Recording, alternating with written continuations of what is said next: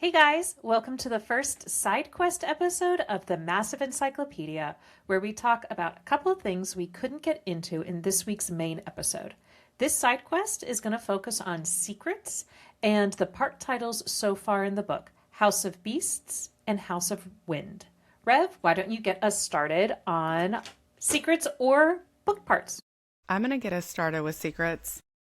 Let's talk about whether one of the secrets that I think we're seeing being held is that Rhysand knows that he and Feyre are mates. Don't ask me this, because it changes by the hour. I'm going to go with my answer from last season. Yes, I think that is what he feels when he stumbles last season. And I think that is why he's so adamant about helping her. I think if he did not feel that mating bond, he would be more inclined to just leave her be or not push her to get her powers. But I think also he is putting her through certain tests to make sure that that the mating bond, chose correctly, but also that she's willing to do these tests. So I think he does. And I think it's a secret he keeps through the whole book. Until the end, obviously. Since you introduced the topic, talking about her powers, what about how many people keep secret from Feyre the powers that she has? Like, especially Tamlin, like, not just keeping secret the powers that she has, but also he's like being very withholding from her and keeping secret like how to control these powers, because he's so scared that if they start training that someone might come to Springcourt and see them, and then she's going to be training with these different powers, and like teaching her how to control these powers is also something that should be held secret from everyone else in the world. It's secrets on top of secrets on top of secrets. But I think the other side of that is he tells her secret to Ianthe. He tells the secret of her powers to the High Priestess. It is so telling about his character, that he doesn't want to explore her powers. Lucian wants to. Lucian has tried multiple times and has told her, I'm trying. He's going to say no, but I'll keep trying. He can see what has to happen. But Tamlin is refusing to let her secret out, let their secret out, except to Ianthe. I think that was a huge breach. And I almost wonder if that's one of those character points where Feyre, a healed Feyre, if you will never forgive that moment. Because if I recall in the chapter chunk we just read, she thinks, I hadn't wanted to tell her, but Ianthe knows. Okay, so I have two branches we could go from this. The left branch is Ianthe keeping secrets about all the people that she wants to hook up with, or that has tried to hook up with. Mm-hmm. Yes, exactly. Or the right branch is not only is Tamlin trying to keep her secrets, but combining with Ianthe and being like, we can keep this secret together. But he is now trying to protect her, quote, keep her secrets, quote, from the other courts. Is he actually keeping this secret to protect her? Or is he keeping this secret to make himself more powerful in the end? Do you want to go left or go right? Where do you want to go? Let's go left. Let's go with Ianthe. Because we're going side quest. We have directions. Right. We can go right or left. I feel like Ianthe is going to be the shorter answer. I think the fact that we learn later on in this book, I think it's the next chapter chunk, we learn that Ianthe tried to hook up with Rhysand and he wasn't having it. But in this chapter chunk, the way she's talking about Rhysand, how shouldn't have any more power. He's already powerful enough. Maybe we can get rid of him. I think she is a woman scorned. And I think she went to the next best thing, and she went to Tamlin, and now she's feeding him. She is feeding into his ego of, you could be the most powerful High Lord because look at your wife. Then she knows that Tamlin now has a wife, so she has to go to the next best thing, which is her trying to hook up with Lucian. But he has a wife who has all of the powers of the High Lords. By putting herself in a little trio with Tamlin and Feyre, she is partially in this power bubble. But now, potentially, Tamlin is going to be the most powerful High Lord because of his wife by extension. Totally agreed with that. It's and like she still keeps she trying. Is trying to hook up with anyone that can get her any grain of sand. Yes, she is power hungry. Yes, always has been. And we find out that other priestesses are the same way. They are all power hungry, according to Rhys-Anne. I mean, Gwen's not, but that's an entirely different book. So it makes me want to pay more attention to her, because is she a high priestess or is she just a priestess? When we get there. Yeah, I can't remember. Okay, so that was her. What was the other direction? So now we get to go right. Going right is Tamlin protecting her from all the other courts, and that is his secret? He's keeping her a secret from all the other courts to protect her? Or is the secret of keeping her protected from all the other courts so that he can use her even more and get all of her powers that she has from all the people? He is a warrior. We know this from last book. What does a warrior focus on, and what do they look at? Strategy. If you have the biggest weapon, you keep that weapon holed up until you need to use it. Let's say Rhys-Anne is right and there is a war coming. Do you want to tell everyone that you have the power of all of the courts at your disposal? No, you keep that locked down until you need it. And she's already letting these powers out. You just let her on the battlefield and let's see what happens. She might not be able to control it. She can't even control it. But she can let them out. She's using these powers. I think he's doing this not to protect her. I think he's doing it to protect himself from an immediate war with, let's just say, the Autumn Court. Because we know Lucian says, if my father found out, he would go to war about this. Yeah. I think he is protecting his own court, but I think he is also keeping that weapon locked up. Now, here's a question. What do we think about the fact that she is keeping secrets from Tamlin? We know she didn't tell him everything about the conversations with Rhys. Is this going back to, does she know that she is mates with Rhys? Or is she just so innately human, knowledgeable about, I know I'm not being treated the right way and I don't like this, and so I can't tell him everything because I can't trust him? I think she is very aware. She's situationally aware. You don't tell your boyfriend, your partner, that their mortal enemy has been kind to you. Because to Tamlin, Rhys can never do anything good. Forget the fact that everybody saw the way that Tarquin let out that breath of relief under the mountain. Forget about the small graces he gave people under the mountain. He's the villain. And he will always be the villain of Tamlin's story. I think she knows, I can't tell him that actually Rhys was very kind to me. Actually, Rhys is making sure that I eat. Rhys is making sure that I learn how to read and write. To him, it's all abuse. Remember, every time she comes back, he's like feeling her and turning her around. Are you hurt? Anything wrong? Now, she'll tell him as much as she can, but we know that there's stuff she does not tell him. But he is asking, is there anything wrong? Are you hurt? He's asking those questions in a superficial manner, but not actually caring for her. I don't think he's actually caring for her, in that he wants to make sure that she's okay. He's doing the minimum. That's why he has Alice. That's why he has Ianthe.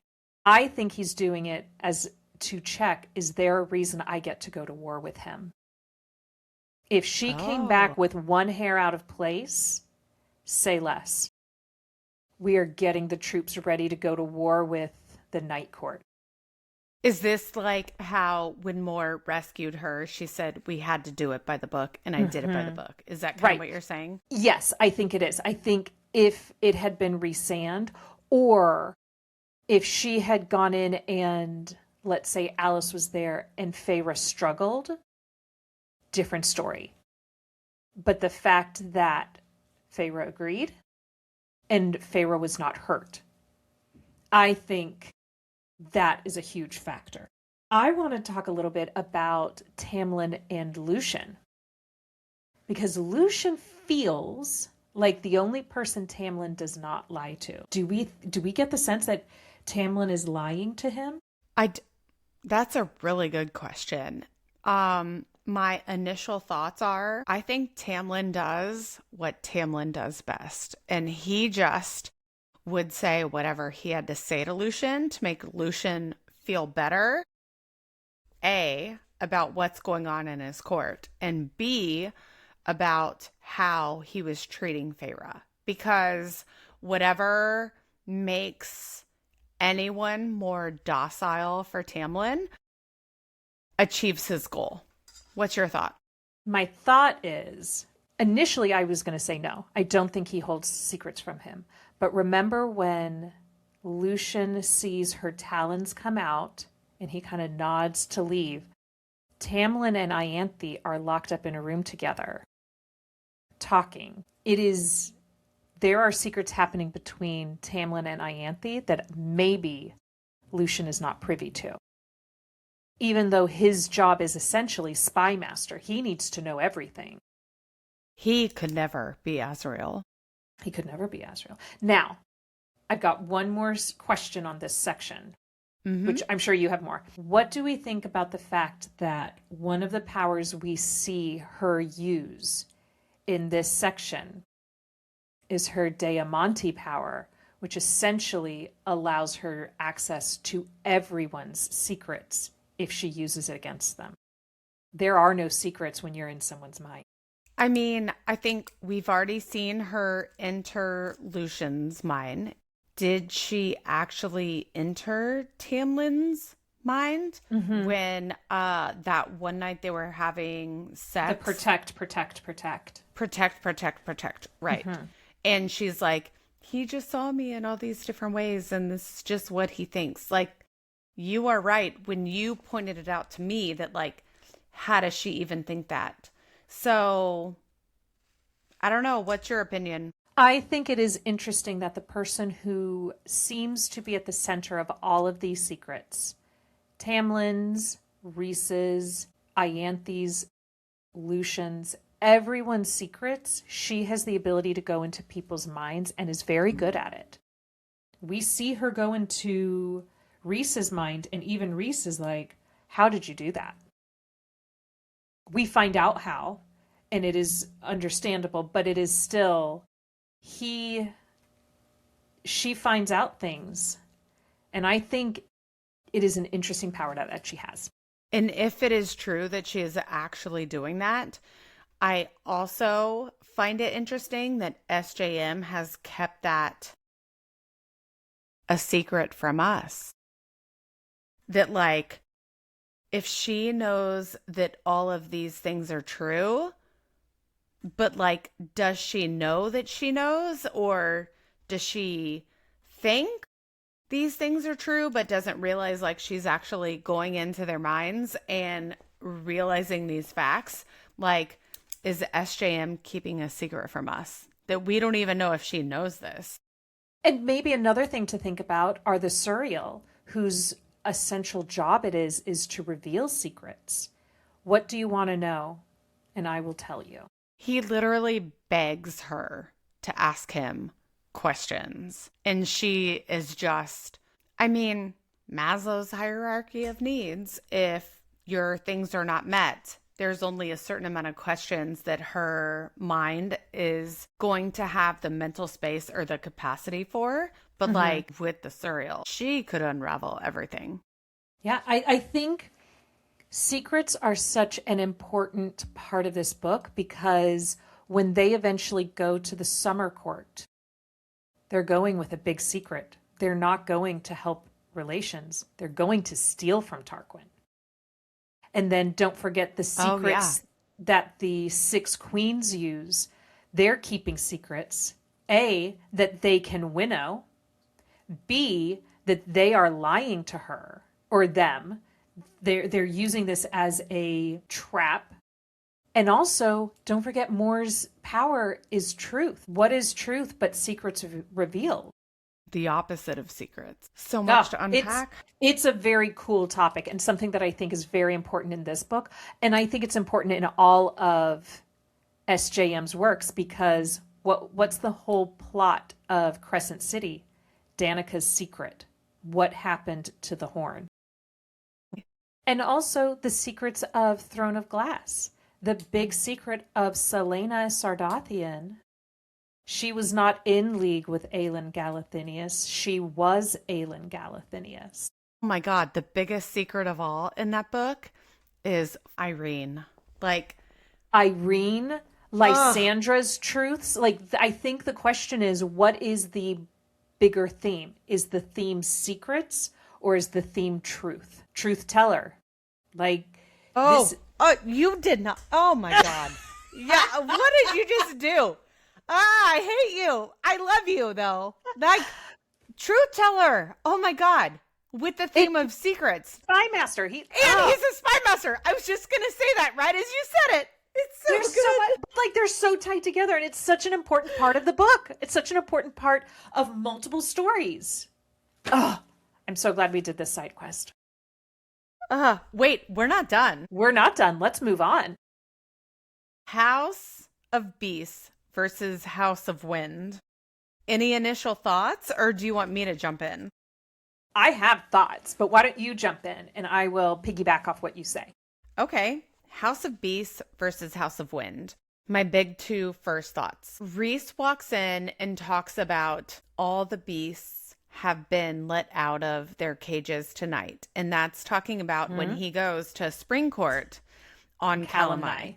And then think about how often Tamlin is going off on these, I'm just going to say it, we just talked about it, secret side quests that Tamlin's always gone. And a lot of it is referred to as there's like all these other beasts that are invading Spring Court. So why does Spring Court have so many beasts and Night Court doesn't? Or Valeris? Is it because Rhys kept Valeris a secret? Oh, so, sure. I mean, he says it in there. Let's just tie in House of Beasts and House of Wind and secrets. And I have so much more to go off on it. He says in it, none of Amarantha's beasts knew about Valeris. So I think that it's tucked away. Nobody knows. But going off of what you said, not only is Tamlin going off on all of these hunts or all of these invasions, during book one, how many beasts and dark creatures come into the Spring Court? We've got the Puka, we've got the Naga, we've got the Bogey. Weren't there like 2 or 3 other ones? They are constantly coming in through the wall. Well, but the Suriel was not creeping in. The Suriel she was hunting the Suriel. That's why I didn't specifically mention that. But the Suriel was there, and it is technically a beast. Yes. But, like, I think it is a house of beasts. That's where all of these Amarantha's dark creatures are, and there's more that we don't hear about. But also, Tamlin's trauma, the way that he processes it, is in his beast form. His manor house is quite literally a house of beasts. When he wakes up in the middle of the night, he's in his beast form and sleeps at the foot of the bed. Yeah. It is literally a house of Tamlin beasts. is a beast Mm-hmm. in Spring Court. Yes. And sure, we'll go ahead and say it. His behavior and his treatment of her is beastly. He is a monster to her. He's the monster that locks her up. He's also like, just to build on where you were saying beastly, I just thought of something else that I did not have down in my notes, but it is he goes through and like destroys a lot of Spring Court, but then as Feyre starts changing, she becomes beastly and starts destroying. Remember when Alice says she like destroys the doors? Right. Like even Feyre becomes kind of beastly. Well, we talked about this a little bit in this week's episode. We talk about how maybe her personality adapts a little bit to who she's around because she lashes out. She can't control her anger. She has talons come out at one point.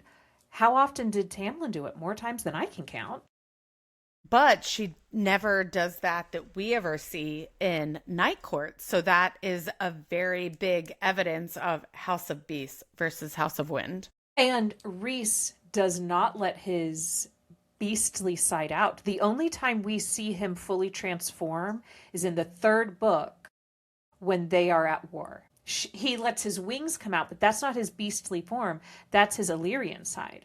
But his beast form only comes out when he wants it to. It is not a sense of he's lost control. He is so in control that he does not let the beast out.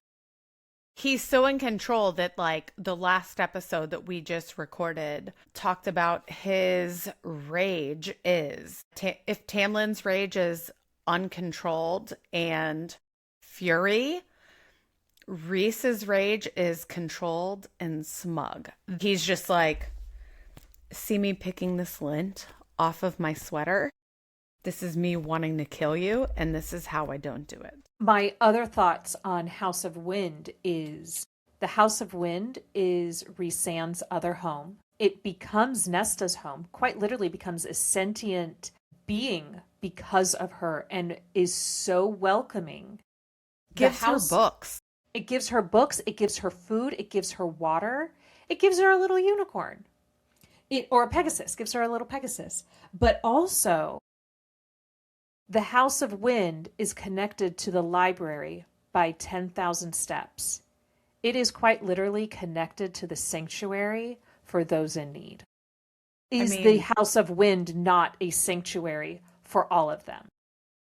Here's the thing that I told you I wanted to tell you, but I couldn't tell you until we got on here, and I just have to read it from my notes. House of Wind holds the Court of Dreams. So if the Court of Nightmares is below, what do we call that house? And I said the House of Depths. And that just ties into Zelda, Tears of the Kingdom. Mm-hmm. And we're on a side quest. That's what we're doing. I told you I just was going to tie it in. And like, that's the only thing I wanted to drop in on you. I love it. I think that's all I had for the House of Wind and House of Beasts. I think it's really important. I'm excited for when we get to House of Mist and see how that all works in. But that will be in quite a few episodes. Great. I'm done with our side quest. Anything else? Me too. Nope. Nothing for me. So I guess I will see you probably, in like 3 days. But... Or 15 minutes. Or 15 minutes. Or I will see you online next week for next week's episode and possibly a side quest. Who knows when our next one will be? Who knows when we're going to have side quests because we don't know until we get there. But thanks so much. And I hope you all have a good night. Thanks. Yeah. Bye. Bye.